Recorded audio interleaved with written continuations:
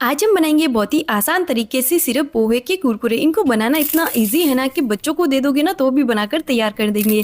खाने में एकदम क्रंची और कुरकुरे और बच्चों के फेवरेट। इनको 1 साल तक स्टोर कर सकते हो। आधा किलो पोहे को धो के साफ कर लेते हैं, 4-5 पानी से धो लेते हैं ताकि पोहे अच्छे से साफ हो जाए और अच्छे से भीग भी जाए। आपके पास ज़्यादा टाइम है तो 5-6 घंटे के लिए भिगो के छोड़ दीजिए या फिर आधे घंटे के लिए भिगो के अच्छे से इस तरह से मसलना है। ज़रूरत के हिसाब से पानी डाल के एकदम आटे की तरह इसका डो लगाकर तैयार कर लेंगे। तो ये देखिए अच्छे से ये लग चुका है। इसमें डालेंगे चिली फ्लेक्स, मीठा सोडा और नमक। सारी चीज़ों को फिर से मिला लेते हैं अच्छे से और ये हमारा डो रेडी है। तो अब यहाँ पर हमने एक प्लास्टिक की पॉलीथीन जो होती है ना वो ले ली है। आपके पास मशीन है तो मशीन से